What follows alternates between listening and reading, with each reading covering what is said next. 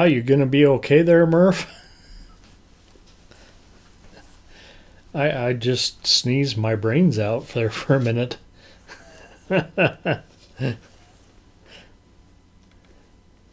Okay, we'll start with this because that's way too shiny. We're back. This is Orgy of the Dead. I'll leave that there in case my... So, for all you young kids who don't know, this is a VHS cassette. Goes in your VCR.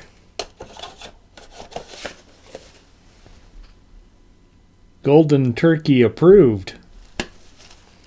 This is Orgy of the Dead in color from the creator of Plan 9 from Outer Space. Are you heterosexual? Kind of. The film that will satisfy every over-sexagesimal adult. In gorgeous and shocking Astrovision. Let's switch to the poster here. What do we got here? Criswell and a bevy of gorgeous girls. Oh, Gulita. Fawn somebody. I don't remember. Oh! So the last movie... It was Wayne Rogers' Trapper John. He actually collaborated with Ted V, and I still don't know how to say his name, Michaels, on several films, and that was the last of them. Okay. Gorgeous Astrovision and shocking sexy color. For adults only. You couldn't get into this one with your parents.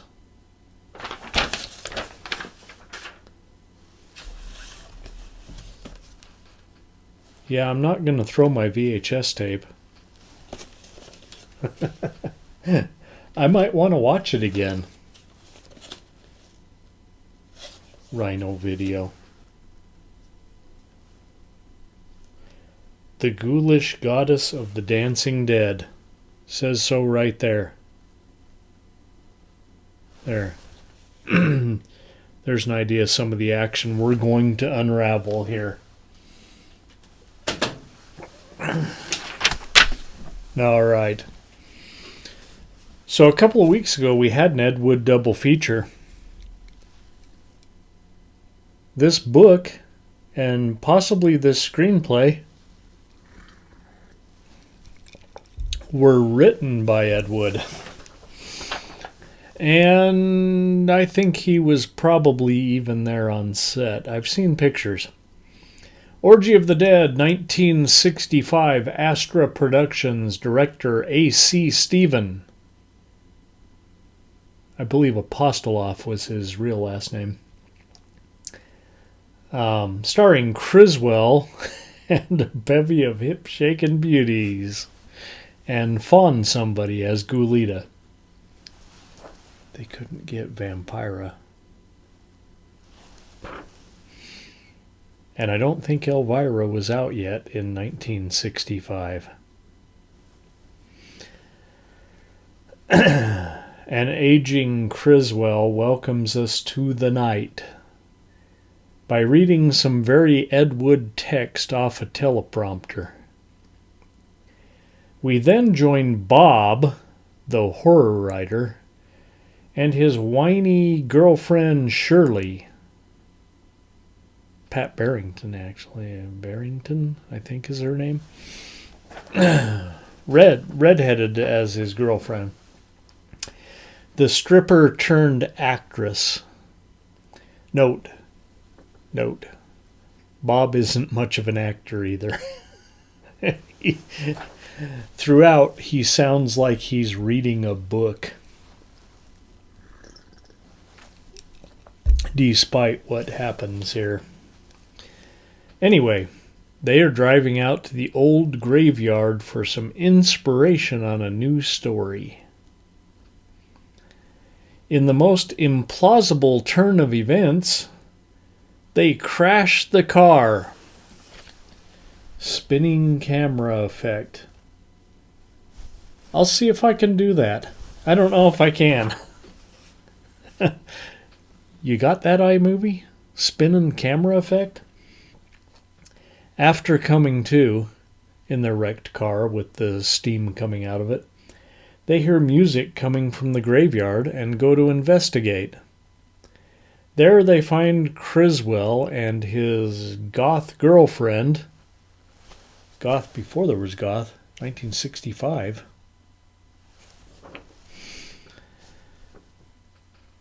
Watching a go-go stripper shaking her stuff.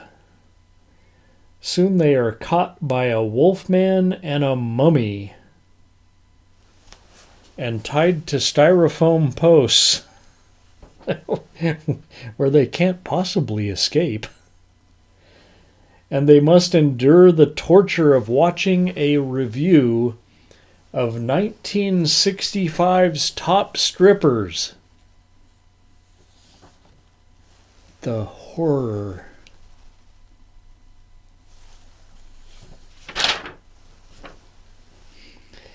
In between shakers, shaker girls that is, Criswell promises his girl that she will have her fun before the moon sets and the sun comes up. But just one more topless girl.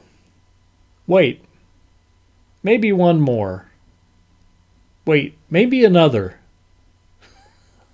I don't even remember how many there were, and they each had a theme. Finally, he gives Goth Girl her chance. She rips open Shirley's blouse and cuts her bra.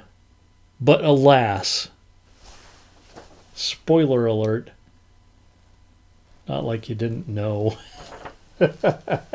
Alas, the sun comes up, Goth Girl melts to the ground, and there on the tomb sits a skeleton in a cape where Criswell once sat. Criswell was just a little too horny and dragged it on just a little bit too long with the hoochie coochie girls until the sun came up. Greed.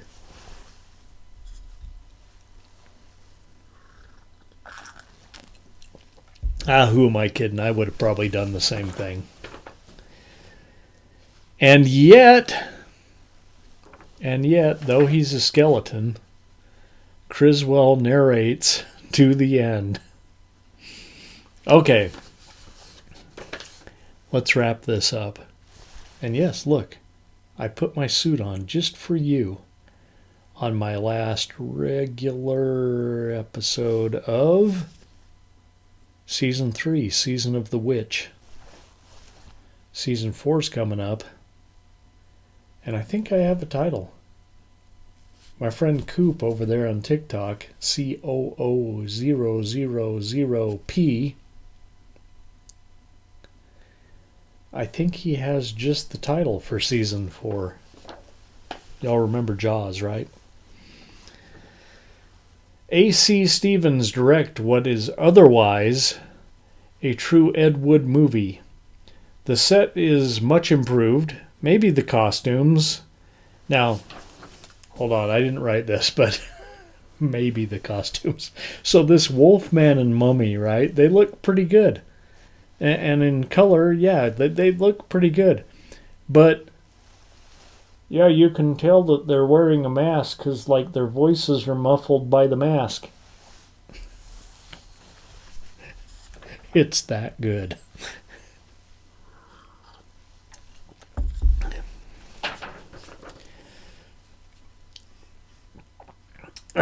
Color film.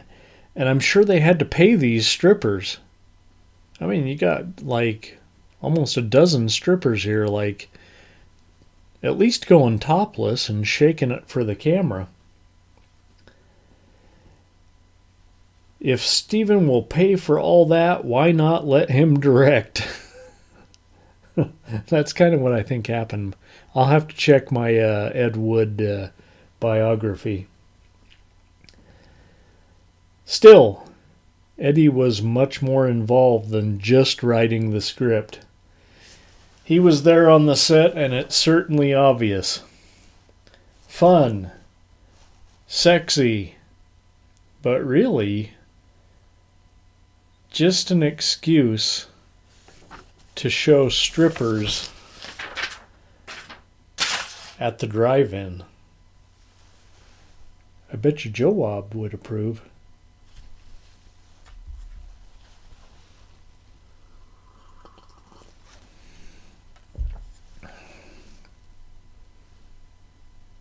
I give you 4. It's a 4-ring circus with Orgy of the Dead here on the Late Night Picture Show. Orgy of the Dead, almost an Ed Wood picture. 4 rings.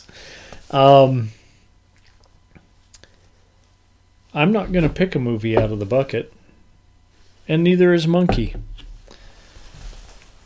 We are moving in within, I don't know if it'll be next weekend, probably the weekend after, a 6-movie marathon. And it's special. So join us for the season finale of the Late Night Picture Show here in probably just a couple of weeks.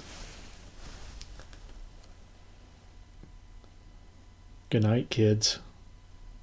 Thanks for joining us.